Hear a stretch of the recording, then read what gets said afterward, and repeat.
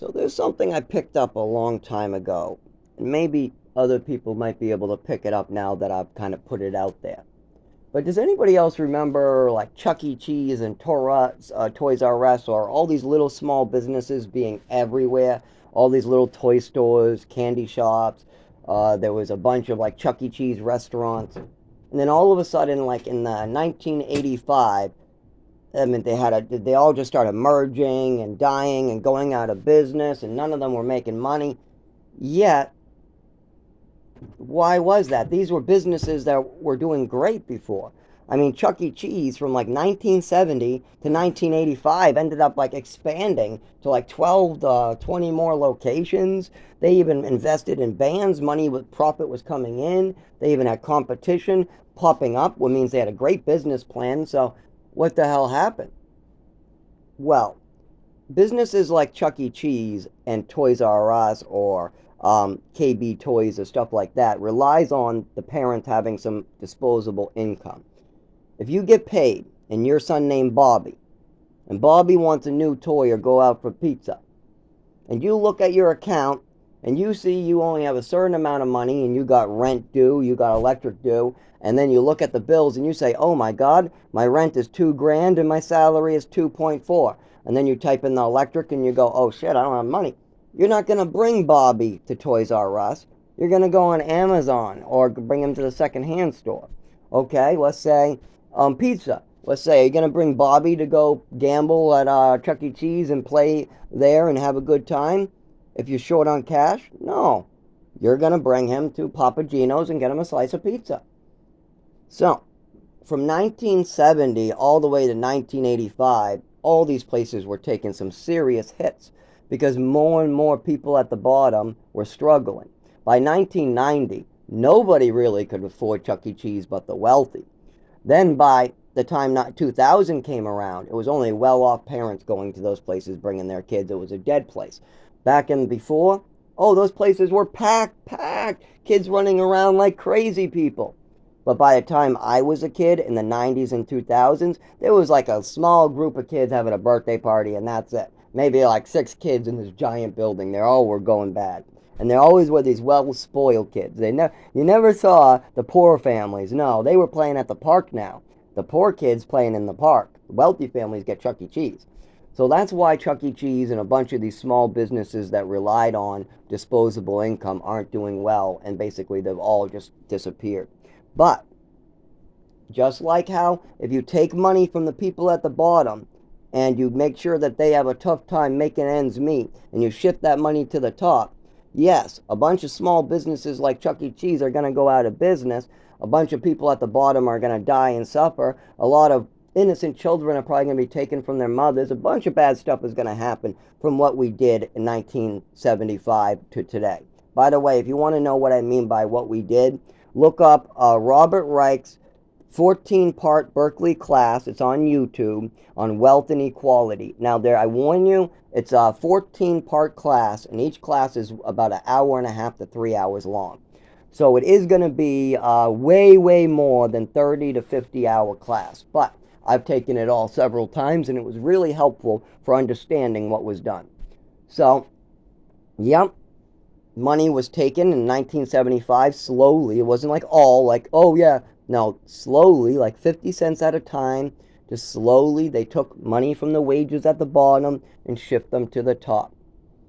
And then they came up with this great idea with Reagan called trickle down. But it was supposed to be trickle up, because if you bring the money to the bottom, then it goes up the economy. Those people at the bottom are going to buy food, they're going to pay their rent, they're going to go and do all, and then the money's going to go to the grocery store. Then the grocery store is going to spend it, and then it's going to go to a trucking company, and the trucking company is going to spend it, and it works its way all the way to the top. But instead, they wanted to give the money to the wealthy and well off again. So when they did trickle down, they gave a bunch of money to the top and it never made it to the bottom. So, knowing all this, wealth inequality course, I now know what happened to Chuck E. Cheese. But I also know why the cruise businesses did so well up to the time of COVID, and why all these like private plane companies, all these cruises, high-end electronics, high-end shoes, high-end clothing seem to be raking it in. Apple, tech companies, the people at the bottom can't afford none of this stuff, but yet these big companies are raking it in because the wealthy have more money than they need, and now they're just going on spending sprees. I mean, I can't believe how many cruises I see advertised all the way back since like 2010. It is a big industry, but it wasn't this big, and yet they're saying that there is no money to spend here and here and here. Well, how are these people living these extravagant lives? I mean, it's very obvious that these people didn't work hard. No, they definitely aren't working hard for it. The person who cheats on his taxes and totally just like scams, that's not working hard. The guy on the phone scamming old ladies, that's not working hard. The business owner who convinces and steals, that's not working hard. The person who cripples children to get a leg up, that's not working hard. None of those things are working hard. And if you're taking money from the bottom, like for instance, my boss, if he lives in a nice big house. Now you think that he worked hard to get there? Maybe. But I just had my salary stolen last week and I'm spending this week trying to get it back. I covered somebody's shift and this was a couple weeks ago actually. I'm still working on it. And they didn't pay me for it. They owe me like 9 hours. And I have to go get the check stub and they said they are going to give it to me. But they tried to see if they could pass one through me. If I didn't see that, if I didn't add up my hours for that week, I would have never got paid for my work because I covered a shift, but then they decided they were going to try to pull a trick on me. This happens all the time. Well, if he gets away with it, did he get ahead because he worked hard? Is it really working hard to steal from your employees? Is it working hard to take advantage of others? Is that working hard? I don't think so. I don't think these people taking advantage of others are working that hard. I think what they're doing is finding somebody that's weak who is working hard and then taking everything that they can from them. You know, put this weak person to work who comes from a poor family, will steal everything from them, use them up, throw them away, and then I'll be rich.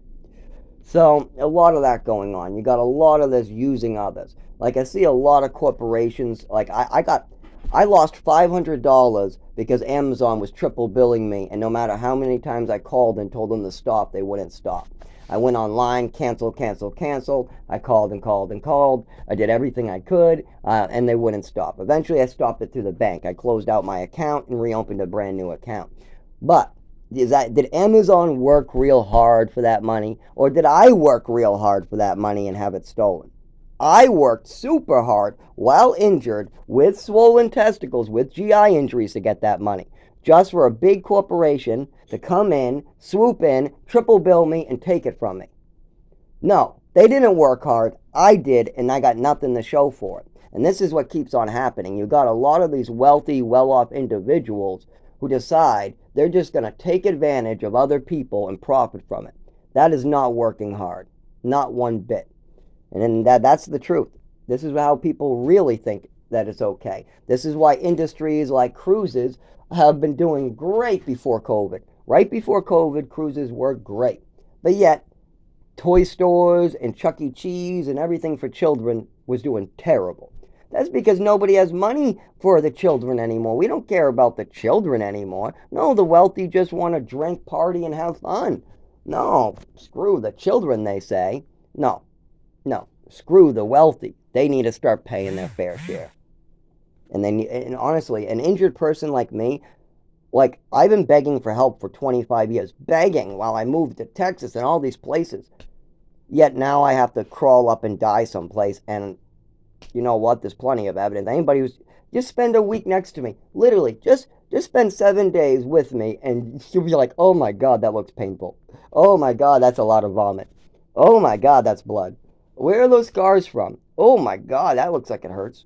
And that's all I'll hear all week.